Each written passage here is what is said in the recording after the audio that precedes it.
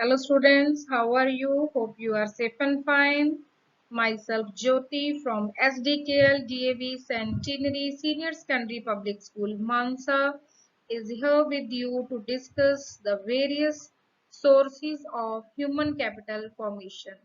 Students, this is the topic of your chapter 5 Human Capital Formation, unit 3rd of your book Indian Economic Development. So today we are going to discuss the various sources of human capital formation or factors contributing to the human capital formation in detail. Let's discuss.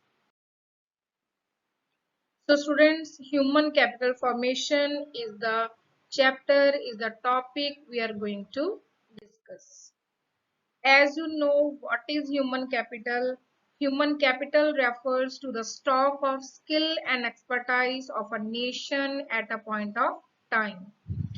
एक economy में जितने person skill, expert, knowledgeable, educated हैं, उन सबके stock को अगर हम एक पर्टिकुलर पॉइंट ऑफ टाइम पर मेजर करें, that is called human capital. For examples, वो लोग इंजीनियर हो सकते हैं, डॉक्टर्स हो सकते हैं, प्रोफेसर्स हो सकते हैं, वो सारे वर्कर्स हो सकते हैं जो प्रोडक्शन की प्रोसेस में इंगेज्ड हैं ऑलरेडी, और या उनके पास एबिलिटी है कि वो प्रोडक्शन की प्रोसेस में इंगेज्ड हो सकते हैं. तो all this is under the concept human capital. Now today's topic is what are the sources of human capital. Means human को कैपिटल में कन्वर्ट करने के लिए कौन कौन से सोर्सेज हैं, कौन कौन से फैक्टर्स हैं. तो this is education, health, on the job training, migration, and expenditure on information. So these are the major sources we can say which can contribute towards human capital formation. Let's discuss them in detail one by one. First of all, sources of human capital formation, we are going to study about expenditure on education.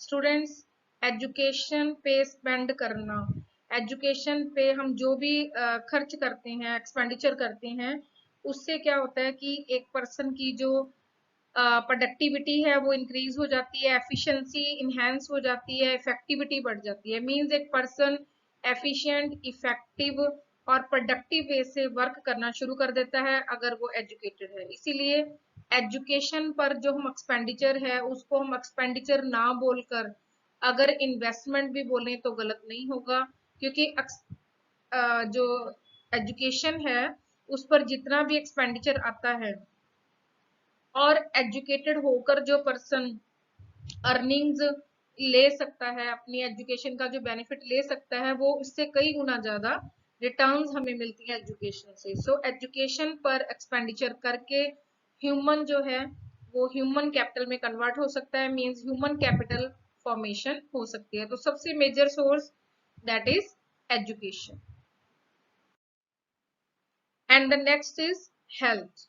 Health पर expenditure करना भी उतना ही ज्यादा important है human capital formation के लिए जितना कि एजुकेशन, क्योंकि एक पर्सन की अगर हेल्थ अच्छी है तो वो एक कंट्री के जीडीपी में ज्यादा से ज्यादा कंट्रीब्यूट कर सकता है. इसीलिए हेल्थ पर एक्सपेंडिचर करना भी ह्यूमन कैपिटल फॉर्मेशन का एक इम्पॉर्टेंट सोर्स है या डिटर्मिनेंट है, क्योंकि एक पर्सन एजुकेशन लेकर नॉलेजेबल हो जाता है, एक्सपर्ट हो जाता है, स्किल्ड हो जाता है, बट सोच कर देखो कि वो अपनी स्किल्स का बेटर यूज कब कर पाएगा, जब वो हेल्दी होगा. And the various forms of health expenditure की वेरियस फॉर्म्स क्या हो सकती हैं. Preventive medicine. हेल्थ एक्सपेंडिचर किस फॉर्म में हो सकता है. प्रिवेंटिव मेडिसिन मींस वैक्सीनेशन की फॉर्म में. कुरेटिव मेडिसिन मींस क्योर करना, अगर हमें कोई डिजीज हो गई है तो मेडिकल इंटरवेंशन ड्यूरिंग इलनेस, हमें मेडिकल ट्रीटमेंट लेनी पड़ती है, ये भी एक्सपेंडिचर करना पड़ता है. And the provision of clean drinking water and good sanitation. So all the 3 points indicates the various forms of health expenditure, and health expenditure is equally important as a expenditure on education for human capital formation. And the next source is on the job training. On the job training से worker जो है उनको specialised skills जो है सिखाई जा सकती हैं, इससे उनकी एफिशिएंसी, उनकी प्रोडक्टिविटी इंक्रीज हो जाएगी। On the job training programmes कौन ऑर्गेनाइज कर सकता है? एम्प्लॉयर और ऑर्गेनाइजेशन जहां वो वर्क कर रहे हैं। तो इससे उसकी प्रोडक्टिविटी बढ़ने से प्रॉफिट जो है और ज्यादा बढ़ जाएंगे ऑर्गेनाइजेशन के। अब ट्रेनिंग में भी एक्सपेंडिचर इन्वॉल्व होता है। अगर किसी वर्कर को ट्रेनिंग देनी है तो उस पर खर्च करना पड़ेगा, एक्सपेंडिचर करना पड़ेगा। But here also the cost of training is less than the benefits arise from the training. तो कॉस्ट अगर हम कंपेयर करें उसके बेनिफिट से, तो ट्रेनिंग के जो बेनिफिट्स ज्यादा होंगे in the form of increased productivity, in the form of increased efficiency and effectiveness. और जो ट्रेनिंग है वो टू टाइप्स की हो सकती है, on the job training and off the job training. इन दोनों तरह की ट्रेनिंग में क्या डिफरेंस होता है students? On the job training होता है learning by doing at the same place, जहां आपने वर्क करना है वहीं पे रहकर ही ट्रेनिंग लेना, that is called on the job training. मान लो वर्कर जिस फैक्ट्री में, जिस मशीनरी पर वर्क फ्यूचर में करेगा वहीं पे उसको ट्रेनिंग दी जा रही है, एक्सपर्ट्स उसको ट्रेन कर रहे हैं, तो इसको हम बोलेंगे ऑन द जॉब ट्रेनिंग। पर अगर उसको एक स्पेशल ट्रेनिंग प्रोग्राम बनाकर अपने वर्किंग एरिया से अलग किसी ट्रेनिंग सेंटर में ट्रेनिंग के लिए सेंड किया जाता है, that is called off the job training. तो ट्रेनिंग किसी भी तरह की हो, on the job, of the job, obviously वो पर्सन की प्रोडक्टिविटी, एफिशिएंसी, इफेक्टिवनेस और उसकी वैल्यू, उसकी स्किल, उसकी एक्सपर्टाइज को, उसकी नॉलेज को और ज्यादा अपडेट करके उसे ह्यूमन कैपिटल में कन्वर्ट होने में, मींस ह्यूमन कैपिटल फॉर्मेशन में हेल्प करने का एक इंपॉर्टेंट सोर्स है। And the next source is migration. Students, migration का जो मीनिंग होता है वो क्या होता है? एक जगह से दूसरी जगह जाना, माइग्रेट होना। अब माइग्रेशन कैसे ह्यूमन कैपिटल फॉर्मेशन की तरफ कंट्रीब्यूट करता है? क्या माइग्रेशन भी एक इंपॉर्टेंट सोर्स बन सकता है ह्यूमन कैपिटल फॉर्मेशन के लिए? ऑब्वियसली यस, क्योंकि माइग्रेशन से क्या होता है, एक पर्सन की जो स्किल्स हैं उसका बेटर यूज हो सकता है। सपोज एक पर्सन एक एरिया में रहता है, जो उसके पास स्किल्स है, नॉलेज है, एक्सपर्टाइज है, उसकी वहां पे डिमांड नहीं है। पर अगर वो किसी और ऐसी प्लेस पे चला जाता है जहां पे उसकी स्किल, नॉलेज की बहुत ज्यादा डिमांड है, तो उसकी जो इनएक्टिव स्किल्स हैं, जो यूज नहीं हो रही थी, वो यूज होनी शुरू हो जाएंगी। बट ये पॉसिबल कैसे हुआ? माइग्रेशन से, एक जगह को छोड़कर दूसरी जगह जाने से। तो माइग्रेशन में क्या क्या इन्वॉल्व होता है? सबसे पहले माइग्रेशन की कॉस्ट आएगी। किस तरह की कॉस्ट आ सकती है? कॉस्ट ऑफ ट्रांसपोर्टेशन, एक जगह से दूसरी जगह जाना है तो ट्रांसपोर्टेशन की कॉस्ट बियर करनी पड़ेगी। And second type of cost is cost of living in different social environment. जब एक पर्सन माइग्रेट होता है और दूसरी जगह जाता है तो उससे जो सोशल इन्वायरमेंट उसका सारा चेंज हो जाता है, वो कॉस्ट, वो सेक्रीफाइस भी उसे बियर करना पड़ता है। तो ये सारी कॉस्ट हो सकती है माइग्रेशन में। एक तो मतलब कि we can say transportation cost, और दूसरा उसकी जो सोशल एनवायरनमेंट चेंज होने की जो उसे सेक्रीफाइस करना पड़ा, वो कॉस्ट। बट अगर हम इन दोनों कॉस्ट को माइग्रेशन के गेन से कंपेयर करें, माइग्रेशन के गेन्स कौन कौन से हो सकते हैं? एक तो ऊपर हमने स्टडी किया कि इनएक्टिव स्किल्स जो हैं वो यूज हो सकती हैं, और सैलरीज जो है वो हायर अर्न कर सकता है। तो ये सारा जो है माइग्रेशन के बेनिफिट्स हैं। सैलरी ज्यादा अर्न कर सकता है, ज्यादा अपने स्किल्स का यूज कर सकता है। तो बेनिफिट्स कहने का मतलब है कि benefits of migration are more than its cost. So human capital formation का इंपॉर्टेंट सोर्स माइग्रेशन भी है।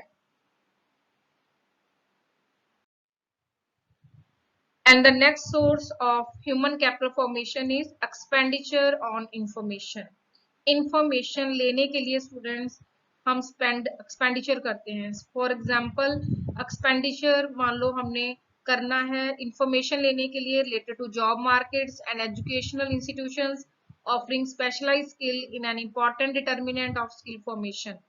फॉर एग्जाम्पल स्टूडेंट्स, आप हायर स्टडीज के लिए जाना चाहते हो, तो हायर स्टडीज के लिए जाना के लिए आपको क्या करना पड़ेगा, इंफॉर्मेशन सर्च करनी पड़ेगी कि कौन कौन सी यूनिवर्सिटीज हैं, कौन कौन सी इंस्टीट्यूशंस हैं जो आपको बेटर नॉलेज, बेटर एजुकेशन या स्पेशलाइज स्किल सिखा सकती हैं।